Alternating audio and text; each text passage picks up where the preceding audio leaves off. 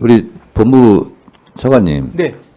주진우 의원 질의를 듣다가 생각해 보니까 이런 엄청난 사태가 발생했는데 최상목 권한 대행이나 아니면 우리 김서구 법무장관 대행이라든가 아니면 경찰이라든가 이 관계기관에서 그 흔한 대국민 담화 이런 거 하나 안 합니까? 아니 쭉 서가지고 보통 하지 않습니까? 단호한 의지 표명, 강력한 처벌, 뭐 이런 대국민 담화 같은 것도 안 합니까? 이런 엄청난 일이 벌어졌는데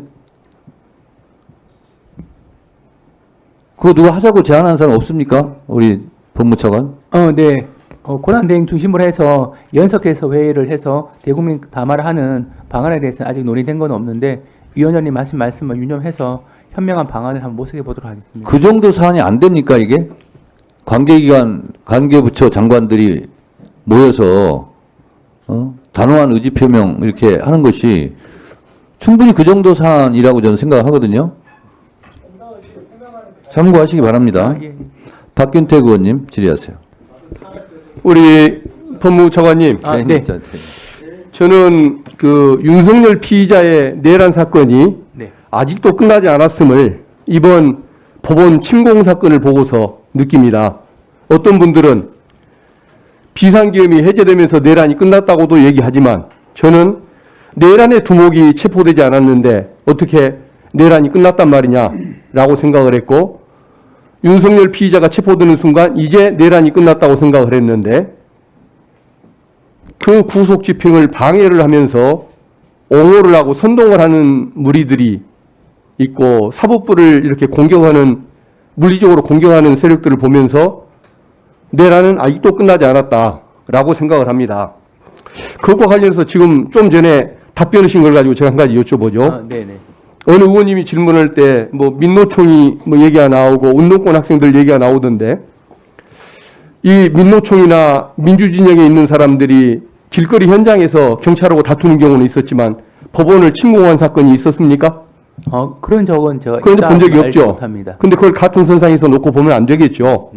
그리고 또 다른 의원님이 뭐 질문을 하실 때 배우 선동 세력들 얘기를 할 때 뭐 의사 표현의 한계 뭐 이런 얘기를 하던데 그 범죄를 부추기는 행위를 가지고 단순한 의사 표현의 자유가 될 수도 있는 것처럼 그런 말씀하시면 안 된다고 생각을 합니다. 네, 제 취지는 그런 취지는 아니고 의사 표현의 자유라고 하는 원칙이 있지만 그 원칙에도 한계가 있다. 이 한계는 네, 이번 사건 수사를 통해서 규명될 수 있다는 알겠습니다. 그런 표현이라고 한다면 다행입니다. 예. 검찰의 그 이번에 폭력 점거 전담팀 만든 이유가 뭡니까? 이 법치주의와 사법체계 근간을 훼손하는 중대 범죄에 대해서 엄정하게 대응하기 위해서. 예. 이번에 그 법원에 난입했던 그 폭도들 다 잡을 수가 있습니까? 일단 신원 파악이 중요한 건데 지금 아마 상당 부분 신원 확인이 된 것으로 알고 있습니다. 예, 그건 당연히 처벌을 해야겠죠.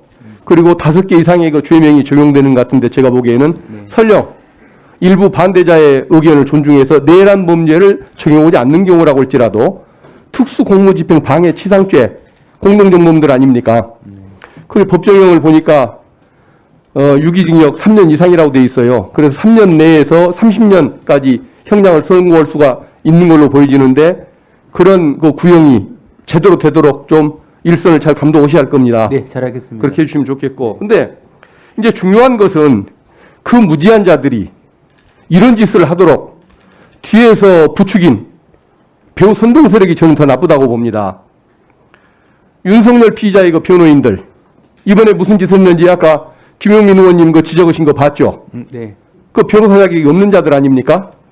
그리고 국힘의 윤모 의원 올담을 해도 훈방 뭐 된다라고 얘기를 하면서 그 이제 뭐 부추긴 것이 나오는데 마치 그 내용이 보면은 그 법원 침공 사태 이전의 것인 것처럼 얘기를 하는데 그 본인이 조사하고 곧 석방될 경우라고 문자를 보낸 뒤에 나온 답을 보면 지지자들은 이제 저항권을 행사할 거라고 합니다. 이런 식의 얘기가 나옵니다. 이거 부추긴 거 아닙니까? 그 교사범 꼭 수사가 되게 하셔야 할 겁니다. 그리고 또 국힘 지도부의 권모 의원 경찰이 무리한 진압을 했다고 경찰을 비난하더군요. 이름을 불러요. 이름을. 권성동 의원 그런 짓을 하는데 그것을 묵과하고 있을 수가 있습니까? 정부 여당이라는 말 쓰면 안 되는 겁니다. 분리를 분명히 해야 합니다. 범죄자들을 옹호하면 안 됩니다. 그리고 사이비 종교인이 영향을 미치고 있다는 것도 알고 계시죠? 예, 뭐 종교인이 관련돼 있다는 그 사이비 종교인 전 모 씨, 그래요. 전광훈이라는 그 목사를 사칭하는 사람이 있어요. 한국 기독교 장로회 목사님들이 총회의 이름으로 비판을 했습니다. 참여하라, 책임을 지라. 성명서 낸 거 보셨습니까? 어제 성명서를 냈습니다. 교단 차원에서. 근데 그 사이비 종교인은 과거에 하나님은 나한테 죽을 줄 알아라 이런 표현을 썼다가 이단으로 규정받은 적도 있었습니다. 최근에 공수처 앞에서 분신 자살 사건이 생기니까 상황을 잘 살펴서 가치 있게 생명을 바치라고 얘기를 했습니다. 자기가 얘기할 때 죽으라는 겁니다. 그리고 시위 참가자들을 데리고 오면 일당을 지급한다는 얘기를 합니다. 그리고 20, 30대 그 시위 참가하는 청년 중 절반이 자기 교인이라고 얘기를 합니다. 최근 조용하던 20, 30대 그 청년들, 극소수이긴 합니다만 그들이 백골단을 구성하고 그리고 법원을 이렇게 침탈하는 데 앞장섭니다. 이게 사이비 종교인 때문인지 구구 유튜버 때문인지 아니면 윤석열 피의자의 변호인과 국힘 정치인들의 선동 때문인지 일당 때문인지 그 배후를 철저하게 수사하도록 지휘를 해주시기 바랍니다. 아, 네, 알겠습니다. 다시는 이런 폭력이 발붙이지 못하도록 우리 차관님 신경 좀 써주십시오. 네.